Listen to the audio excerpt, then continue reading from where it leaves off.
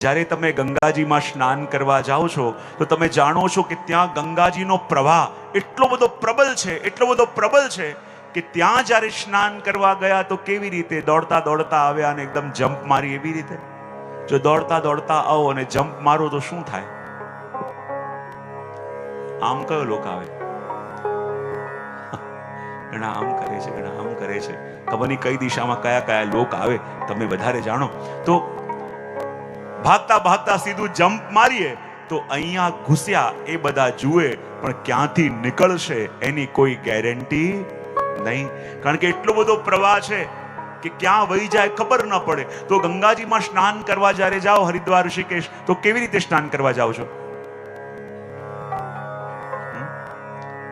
ત્યાં ઘાટ ઉપર સૂચના લખેલી હોય છે કે આ ઘાટ ઉપર સાંકળ બાંધેલી છે અને જ્યારે જલમાં ઉતરો તો સાંકળ પકડીને ઉતરજો અને ધ્યાન રાખજો કે એક ક્ષણ માટે પણ સાંકળ છૂટે નહીં, કારણ કે જો સાંકળ છૂટી તો તમે જે અલગ અલગ લોકો હોય, સાંકળ છૂટી તો તમે ગયા. તો જેવી રીતે આપણે ગંગાજીમાં ઉતરીએ અને સાંકળ પકડીને રાખીએ, એવી રીતે સુખદેવજી મહારાજ રાસ પંચાધ્યાયના પ્રારંભમાં પણ ભગવાન શબ્દ, વિરામમાં પણ ભગવાન શબ્દ આપીને કહે છે કે જ્યારે આ રાસની સરિતામાં ઉતરો તો એક ક્ષણ માટે પણ ભગવાનના નામની સાંકળ છોડતા નહીં, કે આ લીલા જે પણ છે ભગવાનની લીલા છે. જો આ સાંકળ છૂટી તો આ પ્રવાહમાં ક્યાં વહી જશો એની કોઈને ખબર નહીં પડે. માટે કહ્યું ભગવાન વૃંદાવન છે, સુંદર પૂર્ણિમાનો ચંદ્રમા ઉગેલો છે, રાત્રિ છે, સર્વ નિરવ શાંતિ છે, પણ ચંદ્રમાનો પ્રકાશ સર્વત્ર છવાયો છે. સામે એક કદમનો વૃક્ષ છે અને કદમના વૃક્ષની નીચે શ્યામ સુંદર ઉભા છે, એક ચરણ પૃથ્વી પર, એક ચરણ વૃક્ષ ઉપર અને દ્રષ્ટિ ચંદ્રમામાં. અને સુખદેવજી આપણને બતાવે છે કે આ સામે જે ઉભેલા દેખાય એ બીજું કોઈ નહીં, એ ભગવાન છે. અને ભગવાન કોને કહેવાય? ભગવાન. ભ એટલે જે આખા જગતનું ભરણ પોષણ કરે, ગ એટલે આખા જગતને જે ગતિ આપે, વ એટલે આખા જગતને જે વરદાન આપે, અને ન એટલે જેની પાસે એના ભક્તો માટે ક્યારે પણ ના નથી, એ ભગવાન. ભગવાન કોણ છે? આપણે કહીએ ને કે જેની પાસે ધન હોય એને શું કહેવાય? બોલો તો ખરા. ધનવાન. જેની પાસે બુદ્ધિ હોય એને શું કહેવાય? જેની પાસે જ્ઞાન હોય એને શું કહેવાય? જ્ઞાનવાન. એવી રીતે જેની પાસે ભગ હોય એને કહેવાય ભગવાન. હવે ભગ કોને કહેવાય? ઐશ્વર્ય, વીર, યશસ્વી, જ્ઞાન, વૈરાગ્ય, આ 6 ધર્મોના સમૂહને કહેવાય ભગ. અને એ ભગ જેની પાસે છે એને કહેવાય ભગવાન. ભગવાન કોને કહેવાય? જે પંચ મહાભૂતોનો ઉત્કર્ષ કરે એને કહેવાય ભગવાન. અને પંચ મહાભૂતો એટલે શું? 5 એલિમેન્ટ્સ, જેનાથી આખી પૃથ્વી બની છે ને, એ 5 એલિમેન્ટ્સ કયા કયા છે? 5 તત્વો કયા કયા છે? પાછળ વાળા? હા, જળ, પછી પાણી. બહુ સરસ. જલ, પાણી, વોટર, કેટલા એલિમેન્ટ થયા? જળ, વાયુ, પછી અગ્નિ, પૃથ્વી, આકાશ. આ 5 મહાભૂત. અને પંચ મહાભૂતોથી આખા જગતનું સર્જન થયું છે. તો આ પંચ મહાભૂતોનો જે ઉત્કર્ષ કરે એને કહેવાય ભગવાન. જો ભ, ગ, વા, ન. ભ એટલે જેણે ભૂમિનો ઉત્કર્ષ કર્યો, ગ એટલે ગગનનો ઉત્કર્ષ, વ એટલે વાયુ, અ એટલે અગ્નિ, અને ન એટલે નીર એટલે જલ. ભ, ગ, વા, ન. તો પંચમહાભૂતોનો ઉત્કર્ષ ભગવાને કેવી રીતે કર્યો? જ્યારે બ્રહ્માંડ ઘાટ પર રમતા રમતા માટી મુખમાં પધરાવી ત્યારે ભૂમિનો ઉદ્ધાર. જ્યારે વેણુનાદ કર્યો, ગગનનો ઉત્કર્ષ. વ એટલે વાયુનો ઉત્કર્ષ, જ્યારે તૃણાવર્તનો ઉદ્ધાર કર્યો. અ એટલે અગ્નિનો ઉત્કર્ષ, જ્યારે 2 વાર દાવાનલનું પાન કર્યું. અને ન એટલે નીર, એનો ઉત્કર્ષ ક્યારે કર્યો? જ્યારે યમુનાજીમાંથી કાલીને દૂર કર્યો. તો આ પંચ મહાભૂતોનો જે નિગ્રહ કરે છે એ ભગવાન અહીંયા છે અને એ ભગવાન સામે ઊભા છે. અને આજે પ્રભુના મનમાં પણ મનોરથ જાગ્યો છે. અને એટલે તો કહ્યું ભગવાન અપી, કે જે મનોરથ હમણાં સુધી ગોપીજનોના મનમાં હતો કે ભગવાન અમારી સાથે રાસ કરે, પણ આજે એ મનોરથ પ્રભુના મનમાં પણ જાગ્યો. જો હું કાયમ મારા પ્રવચનમાં કહું ને બે શબ્દો, એક હોય ઈચ્છા અને બીજો હોય મનોરથ. કેટલા શબ્દો મેં કહ્યા? બોલો તો ખરા, કયા કયા બે શબ્દો? ઈચ્છા અને મનોરથ. જીવ માત્ર મનમાં ઈચ્છા તો કરે છે, પણ શું દરેકની ઈચ્છા મનોરથ બને છે? ઈચ્છા તો આપણે બધા યેન કેન પ્રકારને કરતા હોઈએ, પણ દરેકના મનમાં જાગેલી ઈચ્છા એ મનોરથ બનતી નથી. કહેવાય જેવી ઈચ્છા આપણા મનમાં પ્રભુ માટે જાગી, બરાબર એ જ વખતે પ્રભુના મનમાં એવી જ ઈચ્છા જ્યારે આપણા માટે જાગે ત્યારે ઈચ્છાના રહેતા એ મનોરથ બને છે. હમણાં સુધી ગોપીજનોની ઈચ્છા હતી કે અમે પ્રભુ સાથે રાસ કરીએ, પણ આજે ભગવાનના મનમાં પણ એ ઈચ્છા જાગી અને મનોરથ બન્યો. અને ભગવાને પહેલી દૃષ્ટિ કરી આ ચંદ્રમા ઉપર, અને ભગવાન કે આ ચંદ્રમા રાસમાં નહીં ચાલે, કારણ કે આની તો વૃદ્ધિ અને ક્ષય થાય છે, આમાં તો દાગ છે. માટે ભગવાને સૌથી પહેલા પોતાના મનમાંથી એવો ચંદ્રમા પ્રગટ કર્યો જે અખંડ પણ છે અને પૂર્ણ પણ છે. અને પછી ભગવાને આ રાત્રિ ઉપર દૃષ્ટિ કરી કે આ રાત્રિ રાસમાં નહીં ચાલે, આ તો લૌકિક રાત્રિ છે.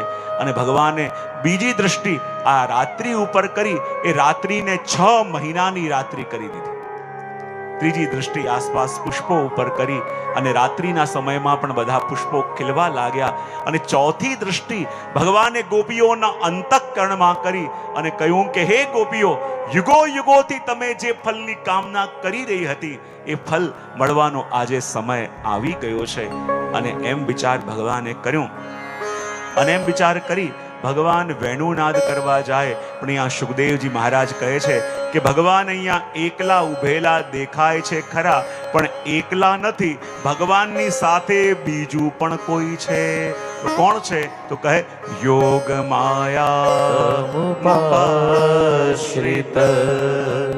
બોલે ભગવાનની સાથે યોગ માયા છે. તો કે ભાઈ યોગ માયા કોને કહેવાય? કહ્યું યોગાય માયા, યોગ માયા. જે ભક્ત અને ભગવાન વચ્ચેનો સંબંધ જોડી આપે એને કહેવાય યોગ માયા. તો એ યોગ માયા કોણ છે?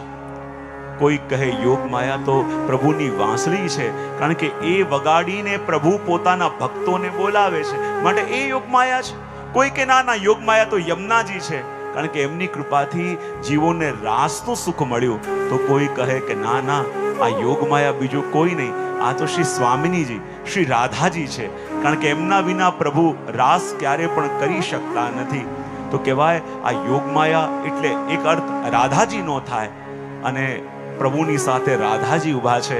અને ભગવદીઓ વર્ણન કરે કે જ્યારે ભગવાને પોતાના અધર ઉપર વેણું પધરાઈ અને રાધાજી ટગર ટગર પ્રભુને જોઈ રહ્યા છે.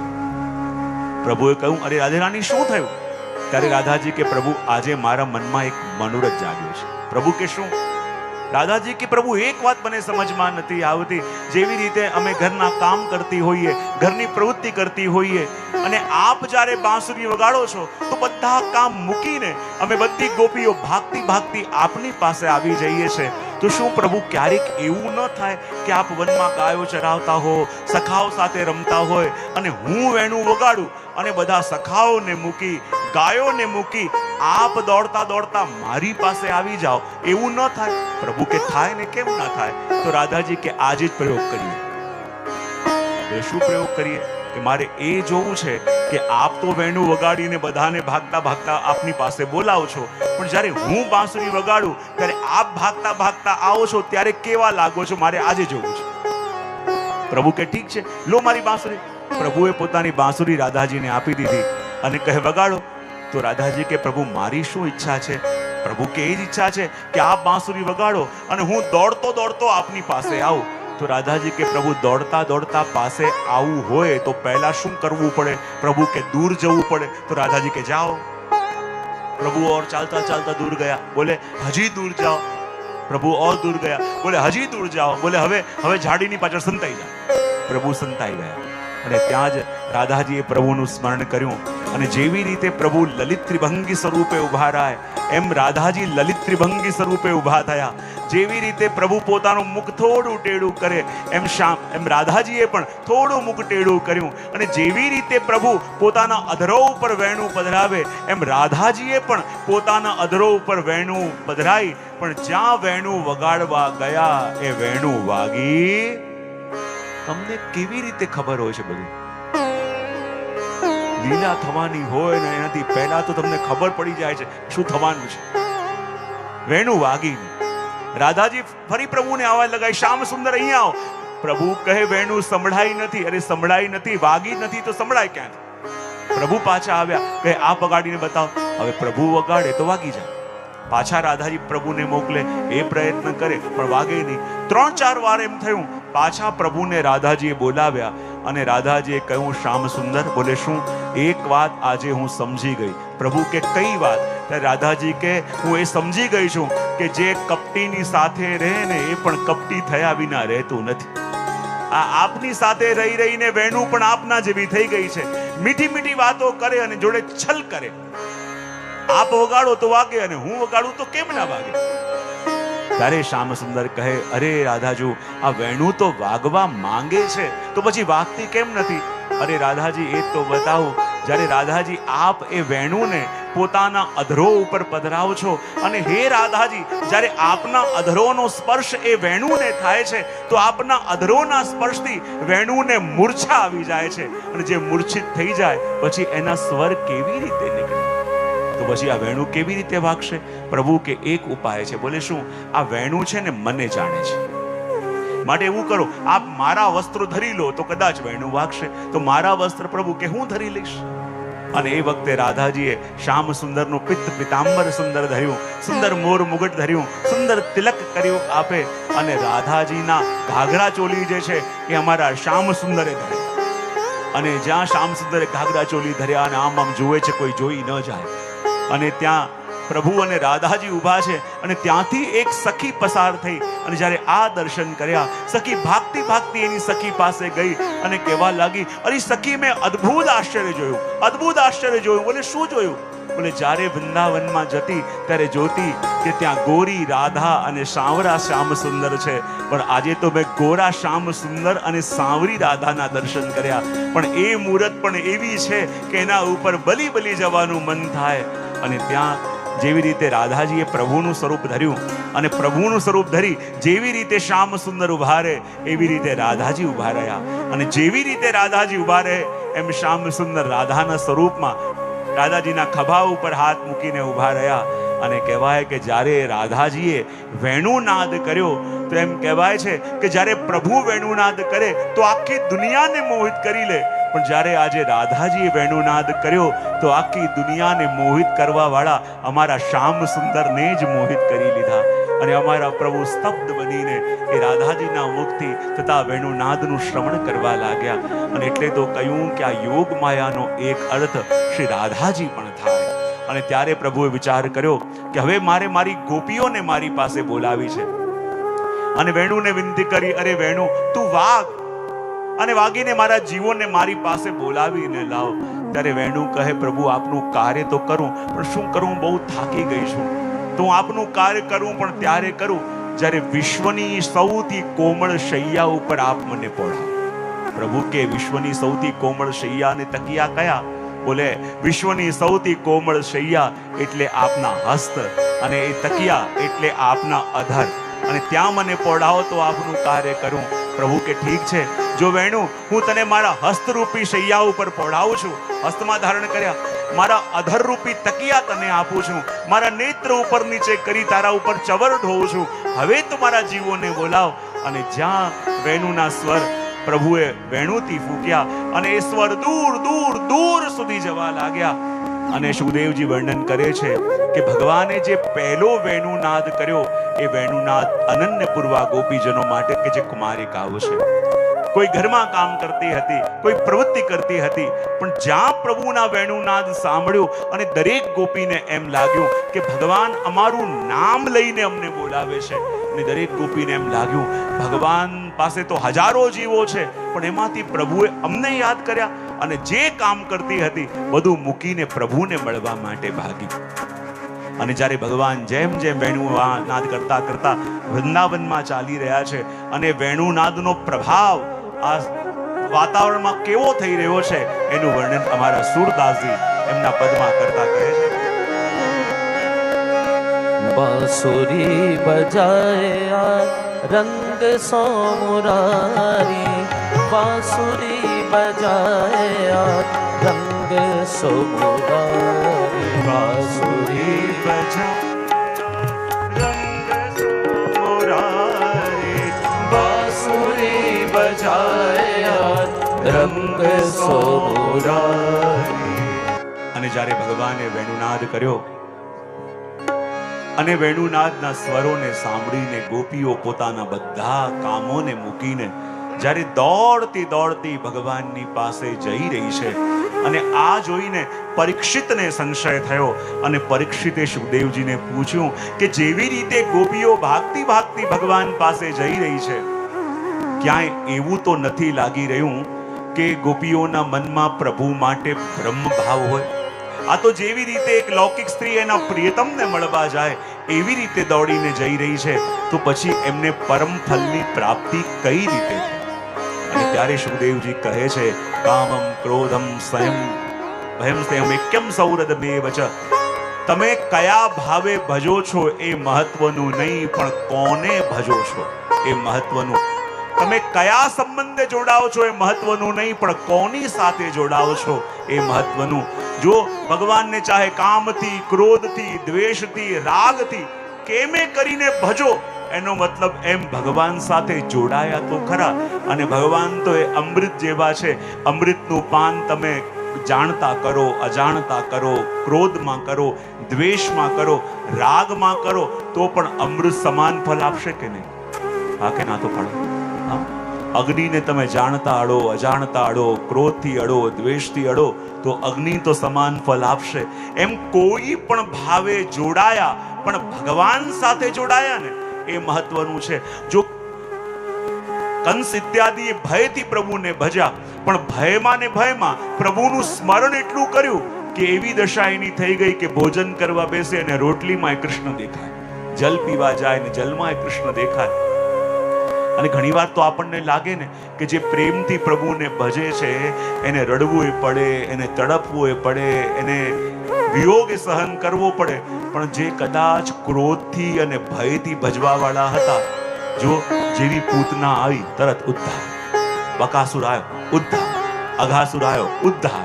તો ગોપીઓ પણ કહે ને કે પ્રભુ જે ક્રોધથી ભજવા વાળા છે જેવા આવે અને તરત ઉદ્ધાર, જે વેર કરવા વાળા છે એનો તરત ઉદ્ધાર, અને જે પ્રેમ કરવા વાળા છે એને રડવું પડે, તડપવું પડે. આવું કેમ? તો સાચે સાચું કહેજો, તમે જેને પ્રેમ કરતા હો ને તો 24 કલાક એનું સ્મરણ થાય કે ન પણ થાય, પણ જેની જોડે આજકાલ થોડું આડું ચાલતું હોય, જેની જોડે આજકાલ સંબંધ એવા દુશ્મનીના થઈ ગયા હોય ને, 24 કલાક એનું સ્મરણ થાય છે કે હમણાં ક્યાં ગયો હશે, શું કરતો હશે, શું કામ કર્યું હશે, કોને મળતો હશે. એ બધા વિચાર વધારે આવે છે કે નહીં? અને કહેવાય ને, જેટલા પણ દૈત્યો હતા પ્રભુ સાથે વેર કરીને બેઠા હતા, અને એટલું તીવ્ર સ્મરણ થતું હતું કે જેવા આવ્યા ને એવો ઉદ્ધાર થઈ ગયો. અને જ્યાં ગોપીઓ ભાગતી ભાગતી ભગવાન પાસે આવવા લાગી, અને કહેવાય કે ગોપીઓનો વેગ એટલો પ્રબલ હતો, એટલો પ્રબલ હતો, ભગવાન કહે કે એમને યદિ રોક્યા નહીં તો સીધા મારા આત્મામાં સમાઈ જશે. અને માટે ભગવાન કે એવું કંઈ કહેવું પડશે કે ગોપીઓની ગતિ અટકે. અને ભગવાન એ પણ જાણવા માંગતા હતા કે જે ફલનો અનુભવ હું ગોપીઓને કરાવવા માંગુ છું એ ફલ મેળવવાની યોગ્યતા એમની અંદર છે કે નહીં. જો આ જગતમાં આપણે કહીએ ને કે ભગવાન આપણી પરીક્ષા લે છે, તો યદિ આપણે એમ બોલતા હોઈએ કે પરીક્ષા લે છે, તો પહેલા એ પણ માનવું પડે ને કે ભગવાને આપણને એમના સ્ટુડન્ટ માન્યા તો ખરા. કોઈ પણ ટીચર ગમે તેની પરીક્ષા લે કે એનો શિષ્ય માને એની પરીક્ષા લે? બોલો તો ખરા. કોઈ પણ શિક્ષક હોય તો ગમે તે રસ્તે ચાલતાને પકડીને પરીક્ષા લેવા લાગે એની, કે એનો વિદ્યાર્થી માને તો પરીક્ષા લે. તેમ જ્યારે આપણે કહેતા હોઈએ કે ભગવાન પરીક્ષા લે છે, તો પહેલા એ માનવું પડે કે ચલો પરીક્ષા લેવા માટે એમણે આપણને એમના સ્ટુડન્ટ માન્યા તો ખરા, એમના વિદ્યાર્થી માન્યા તો ખરા. અને જો પરીક્ષા પણ એની લેવાય કે જેની અંદર પરીક્ષા આપવાની યોગ્યતા હોય, જેની અંદર યોગ્યતા ન હોય એની પરીક્ષા પણ ન લે. ઘણી વાર વિરોધમાં કહેતો હોય ને કે વ્યક્તિને બહુ તકલીફો ચાલતા હતા, તો કોઈ જ્યોતિષ પાસે ગયા. જ્યોતિષ કહે કે તમારે શનિની દશા ચાલે છે તો એની શાંતિ કરવી પડશે. એ કે મારી પાસે તો કાંઈ છે નહીં, આ વિધિના કેટલા થશે? અને કહ્યું 11,000 થશે. બોલે મારી પાસે તો કાંઈ નથી. ત્યારે કે ચલ તારા ઉપર દયા કરીને હું તારી વિધિ 5,000 કરી આપીશ. પેલો કે મારી પાસે 5,000 નથી, ચલ 2,500 કરી આપીશ, બાકીનો ખર્ચો હું કરીશ તારા માટે, કે તારું સારું થાય. બોલે 2,500 મારી પાસે નથી. પેલું કે 1,100 ચલ આપજે, એમને તને આ વિધિ ફળશે નહીં. 1,100. બોલે 1,100 મારી પાસે નથી. ચલ તું શું યાદ રાખશે? ચલ 501 તારી વિધિ કરી દઈશ, બાકીનો ખર્ચો હું તારા માટે કરીશ. પેલું કે 500 મારી પાસે નથી. ચલ કે 101 તો મૂક. બોલે 101 નથી. ચલ ₹1.25.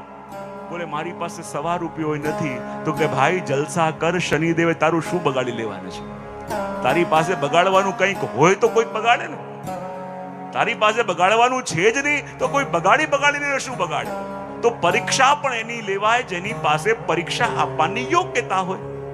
અને ગોપીઓ જ્યારે ભાગતી ભગવાનની પાસે આવી તો ભગવાન કહે કે ગોપીઓની પરીક્ષા કરવી જોશે.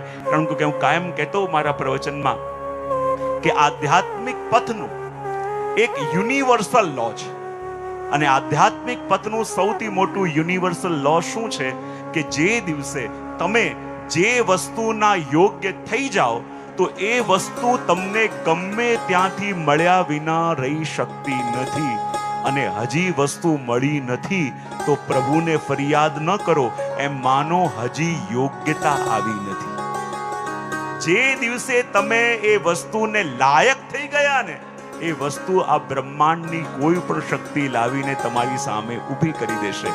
પણ હજી યોગ્યતા નથી આવી અને વસ્તુ મળીને તો તમે પોતે જીરવી નહીં શકો અને સંભાળી નહીં શકો.